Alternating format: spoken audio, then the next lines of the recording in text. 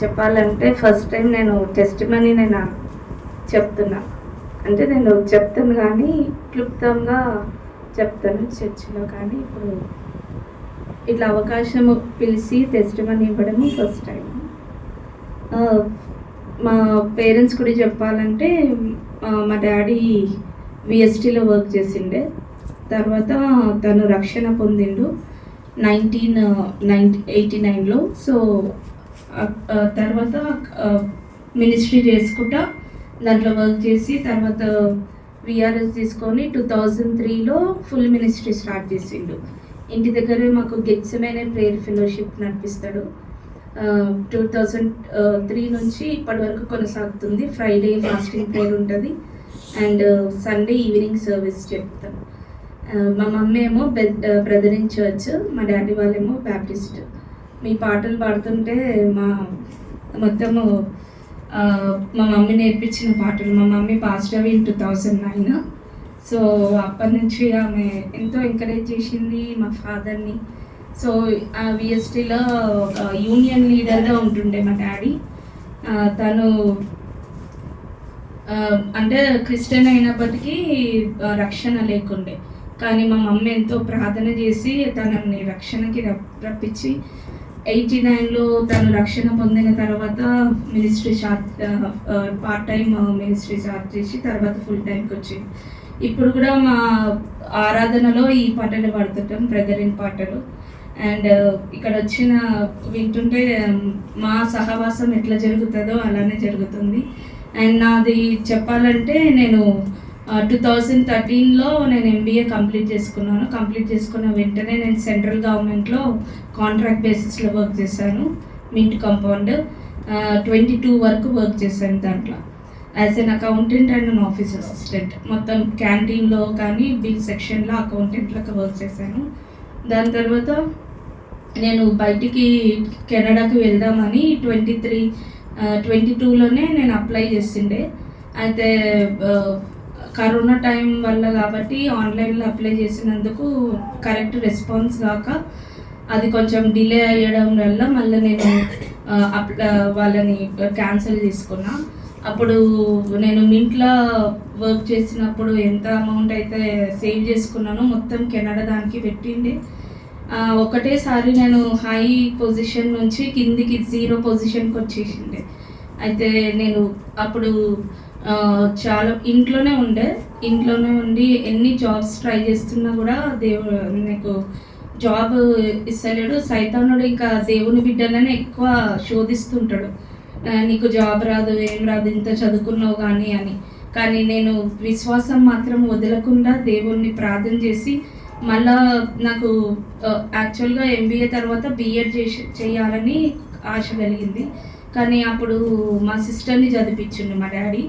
So 2023లో మళ్ళీ నేను BEd join అయినాను. బీఎడ్ జాయిన్ అయినాక వెంటనే నాకు సెయింట్ పాయస్లో వేకెన్సీ ఉందంటే దాంట్లో జాయిన్ అయ్యకుండానే నేను ఇప్పుడు సెకండ్ ఇయర్ కూడా చేస్తున్నాను సెయింట్ పాయస్లో. బీఎడ్ కూడా కంప్లీట్ చేసుకున్నాను. అండ్ సింగింగ్ చెప్పాలంటే చిన్నప్పటి నుంచి మా మమ్మీ ఎక్కడంటే అక్కడ పాట పాడిపిస్తుండే, పాటలు నేర్పిస్తుండే. ఆమె వల్లనే నేను ఇప్పటి వరకు ఎక్కడ ఏం ట్రైనింగ్ లేదు, ఏం లేదు. అట్లా సాంగ్స్ పాడుకుంటా ఓన్లీ గాస్పుల్ సింగింగ్. నాకు బయట కూడా వచ్చింది ఇట్లా సీరియళ్ళల్లో పాడాలి, చిన్నపిల్లలది రోలు అంటే మేము ఎక్కడ పంపించము, ఓన్లీ గాస్పుల్ కోసమే మేము దీనిని వాడుకోవాలనుకుంటున్నామని. అట్లా మా డాడీ కూడా పియానో నేర్పించడము, ఇంకా ఇప్పుడు గిటార్ ప్రెసెంట్లీ నేర్చుకుంటున్నాను. నా సాంగ్స్ ద్వారా ఇంకా సోషల్ మీడియా పరిచర్యము 2015 నుంచి స్టార్ట్ చేశాను. ఇప్పటికి 10 years అవుతుంది. Everyday message in Facebook, Insta లేకుంటే యూట్యూబ్లో అది నేను చదువుకొని ఆ వాక్యం నాకు ఏదైతే తట్టుతుందో ఆ వాక్యంని నేను పోస్ట్ చేస్తాను. అట్లా చాలామంది రెస్పాన్స్ ఇవ్వడము. అట్లా ఇంకా నేను కంపోజ్ కూడా చేస్తాను సాంగ్స్ ఖాళీగా ఉన్నప్పుడు. ఇక 10 songs అట్లా కంపోజ్ నా ఓన్గా నా ఆల్బమ్ స్టార్ట్ చేశాను. ఇంకా అన్న ద్వారా కూడా నేను దూరదర్శన్కి వెళ్తుండే. అక్కడ కూడా సాంగ్స్ నా టీంని నేను ఏర్పరచుకొని కొంత 5-6 మెంబర్స్ని అలా కూడా దేవుణ్ణి పరిచయం అంటే వర్క్ చేసుకుంటా మినిస్ట్రీ చేయడం ఇష్టము. ఎందుకంటే ఫుల్ టైం ఇంకా మినిస్ట్రీకి రాలేదు, ఓన్లీ వర్క్ చేసుకుంటానే. కాబట్టి దేవుడు నన్ను అంచెలంచెలుగా అనేక స్థలాల్లో ఒక 3000 మంది ఉన్న కానీ పాడగల శక్తి, భయం లేకుండా, స్టేజ్ ఫియర్, అంత అంత అంత శక్తి దేవుని బలంతో ప్రార్థన చేసుకొని ముందుకు నడవడము దేవుడు సహాయం చేస్తున్నాడు. ఇంకా నా సాల్వేషన్ ఏంటంటే 2018లో మా గెత్సెమనే ప్రేయర్ హౌస్లోనే ఒక వాక్ ద్వారా నన్ను దేవుడు బలపరిచినాడు. ఐజియా 59 ఫస్ట్ వర్స్, రక్షింపనేరక ఉండునట్లు యెహోవా హస్తము కూర్చకాలేదు, వినరేక ఉండునట్లు ఆయన చెవులు మందం కాలేదు. మీ దోషములు మీకును మీ దేవునికి అడ్డముగా వచ్చును. ఇక్కడ ఈ వర్స్ ద్వారా నేను ఇక్కడ కొంచెం వర్డ్లీ ఉంటుండే, కొంచెం ఇట్లా ఉంటుండే, కానీ దేవుడు నాతో ప్రతి సమయంలో నువ్వు ఏది చేయాలనుకుంటే ఫస్ట్ ఇక పేరెంట్స్ అంటే మమ్మీ ఉంటే అన్నీ చెప్పుకోగలుగుతాం, కానీ ఇక ఫాదర్కి అంత చెప్పుకోలేము. కాబట్టి ప్రతి ఒక్కటి దేవుణ్ణి ముందుకి అడుక్కొని అంటే ఆయన ఫస్ట్ మాట్లాడి ఏది చేయాలైనా ఏదైనా దేవుని వాక్యంతో ముందుకు సాగుతున్నాను. ఇంకా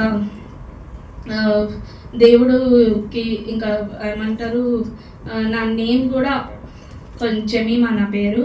అయితే నేను ఎప్పుడు పక్కన 2 నేమ్స్ ఉంటాయి. మా అక్క వాళ్ళకేమో, మా అక్క పేరేమో గ్రేస్ మార్గరెట్, ఇంకొక అక్క పేరేమో జాయ్ హ్యానా.